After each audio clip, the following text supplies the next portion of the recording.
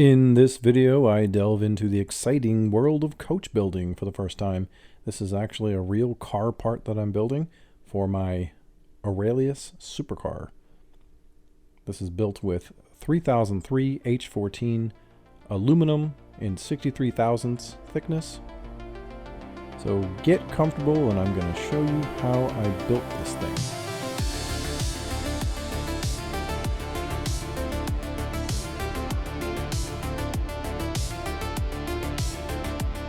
Get used to seeing this Dark Customs logo because this is the branding we're going to use for our upcoming automotive projects. As you know, if you've been following the channel recently, I've switched from armor builds to all automotive.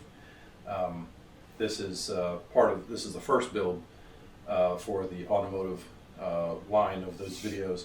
This is a mirror for my own design of a supercar called the Aurelius. I know mirrors are not the most exciting part of a supercar, but this is what I could build in this shop. I didn't have the room to build the full thing here. I was going to build both of them and show you guys, but I only had enough time to do one because I'm leaving tomorrow to go set up the new shop, which is a lot bigger, where I'll be able to build the full-size car. So that's in the works. But I was able to show you how to build this mirror and the mirror image of this mirror, no pun intended, using Wray Schelin's flexible shape pattern method, which is actually very easy to use, and it was a lot easier than I thought it would be. It was a lot harder to hold these parts together as I was trying to weld it, but the actual shaping of the parts was extremely easy using that method, and I will walk you through that entire process in this video. The welding was done with the X-Laser Lab X1 Pro laser welder. There's no way I could have done this with a TIG welder. I mean, maybe some people, I'm sure some people could have done it, but not me. This is 63 thousandths in thickness, which is pretty thin. None of it is annealed except for this little spot right here. I wanted it to be as stiff as possible so it doesn't twist and warp and be able to bend on the car and stuff. So this thing is solid as can be, and lightweight as can be. It doesn't weigh a thing. I still haven't put the mirror, the glass, and the motor inside of it, but I have that stuff. I didn't get to finish that. So those, I will probably put those in the video as well, just to show you how it's done, but that's not that important. The important part is showing you basically how to use this laser welder and how amazing it is and how easy it is to get results like this. It took a little longer than I expected, but this was not very difficult. It was actually a really fun project to take on. So anyway, without any further ado, let's go ahead and get started, and I'll show you how I made this thing. This is the model I made to match the design of the car. This is Schelin automotive clay, which is very pleasant to work with. You just heat it up, and when it cools down, you can carve it. Here I'm laying on some low stick masking tape. Any masking tape I think will do. For bigger parts, you want to use something bigger than this. I think this is 1/2" masking tape, but this is what is appropriate for the size of the part. And I'm just laying them out next to each other, but allowing a little bit of space in between. You're going to need to have a little bit of leeway as you lay this out. Now, before I do anything else, I'm going to mark all of the edges. And I'm also going to make a grid on this thing so that I can have some templates mated up to it to make sure that it's the proper shape in the end. And I've got them clearly labeled so I know what I'm doing.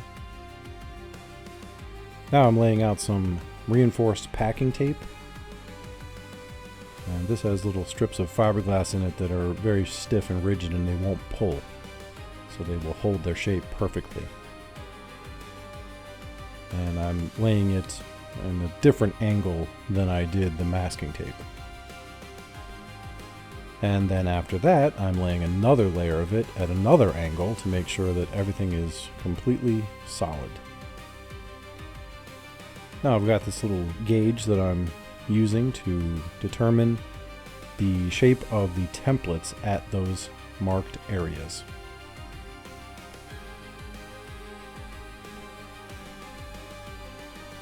And it's not perfect, but it gets you in the ballpark. Now I'm marking it out onto some foam board. I think I'll change the materials to something different in the future. It was a little bit difficult to work with this stuff, but it does work. A little bit of shaping and everything fits just like it should. Once I'm done with that particular panel, I peel the tape off. And then using some soothing foot powder, I'm taking the sticky off the back of this tape. This stuff worked really well to do this, actually.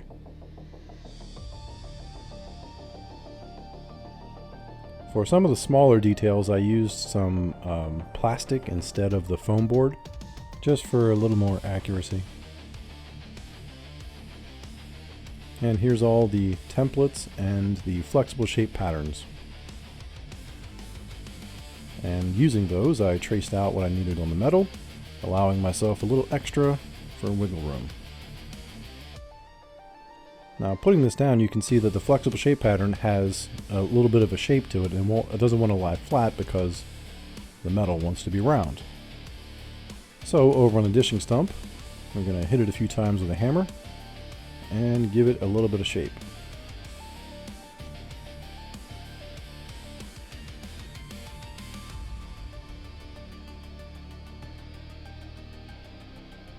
These curves are actually pretty slight, so there's no need to really go crazy on it. We're just going to give it a little bit of shape. And even with the dents in it, I can see that it's pretty close to the right shape already. You can feel there's some lumps under there. But we're going to take that to the English wheel and just get rid of the lumps.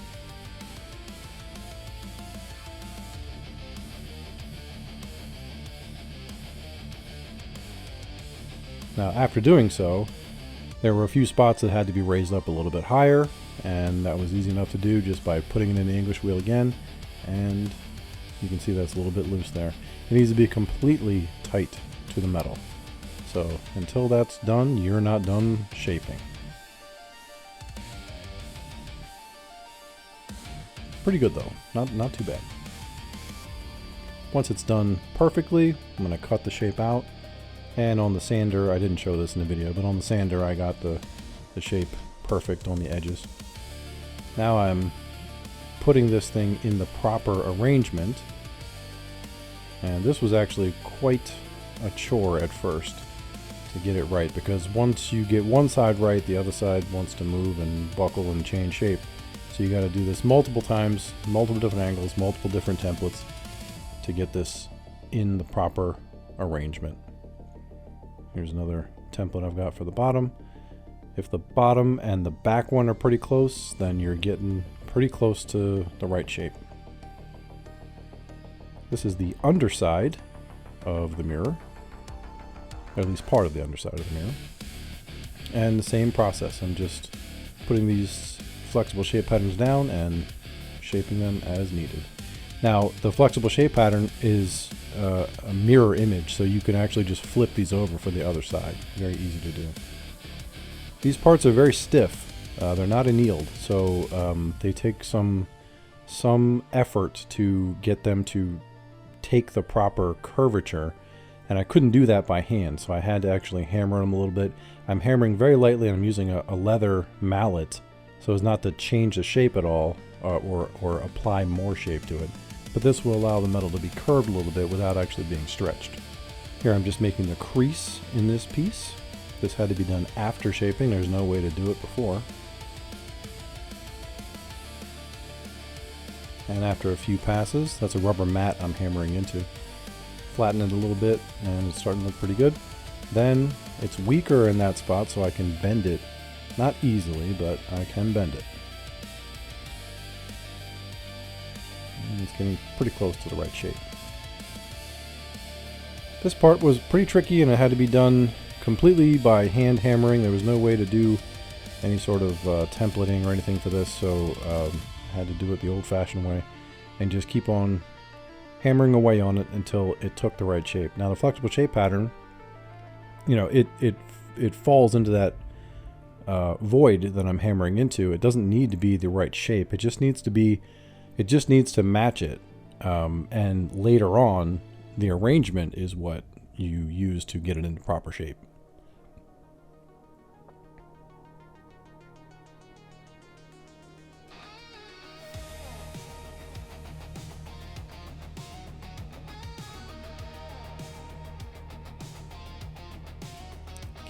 constantly checking to make sure you're in the right ballpark.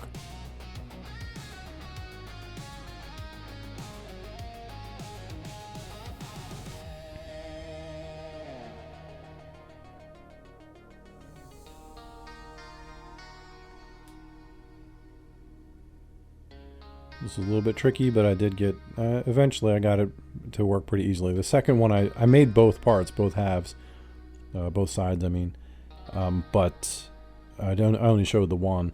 The second one was like a third of the time to do than the first one. And because we're hammering on this, we're going to need to anneal it. This is just map gas, and as you can see, the black magic marker is being taken away. And as soon as it's gone a little bit longer than it takes to erase it with the flame, you're in the proper temperature for annealing. You can douse that in water. You don't need to wait for it to cool by air. But if you don't do that, you're going to end up cracking it. So make sure to anneal your metal when needed.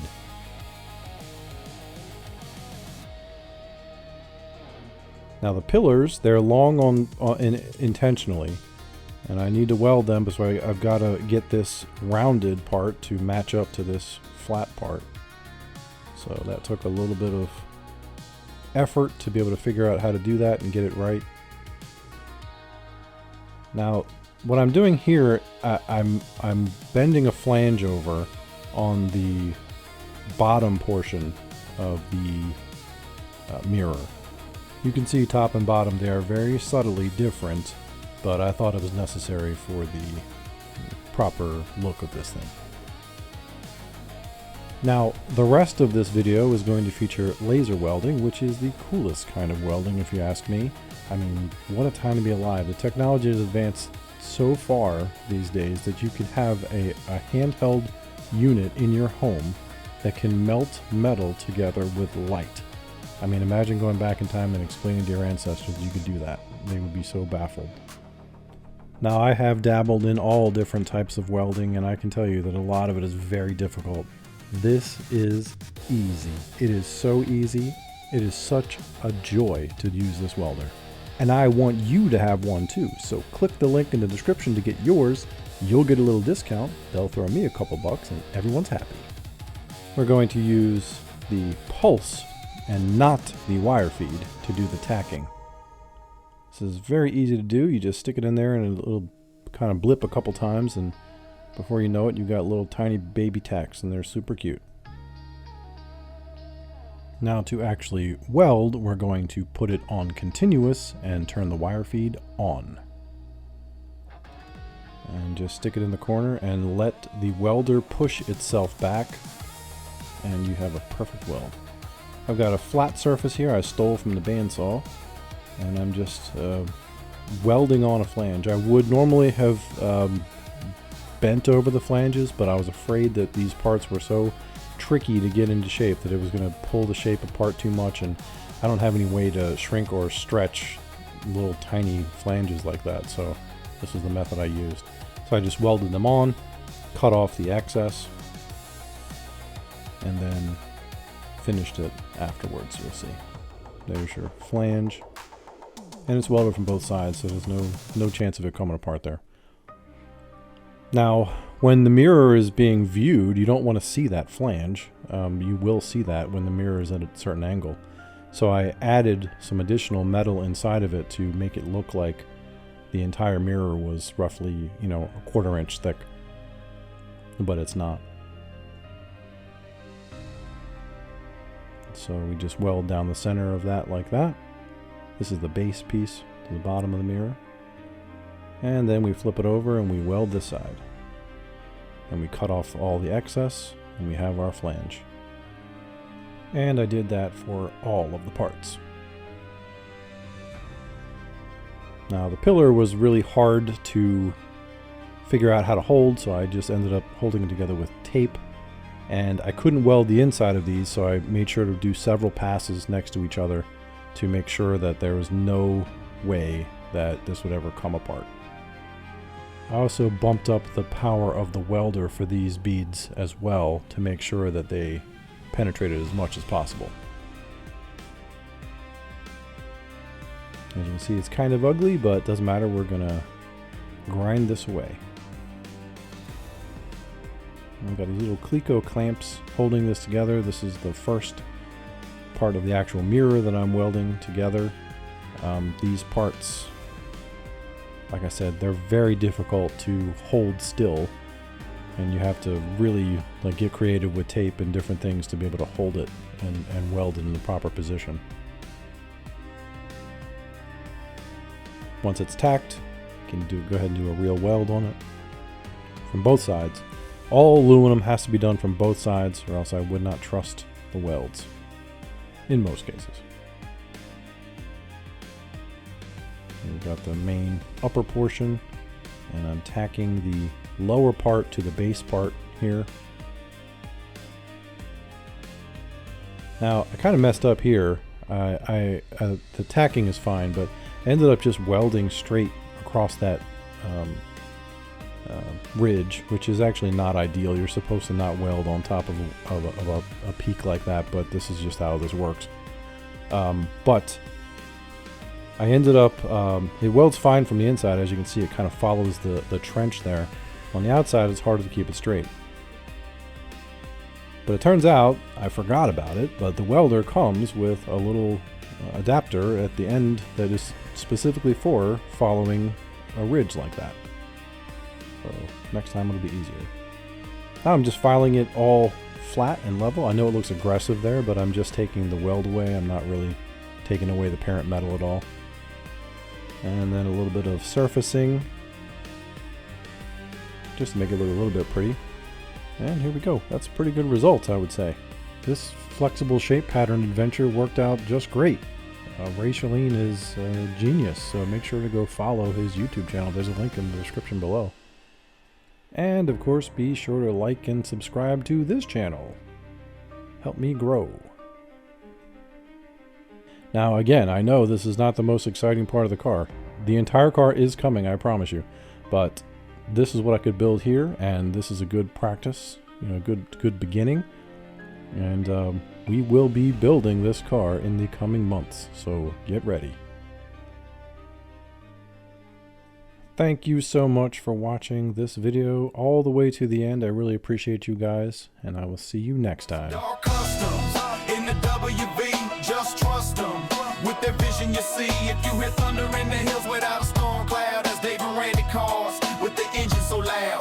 Dark Customs in the WV, just trust them. With their vision you see, if you hear thunder in the hills without a storm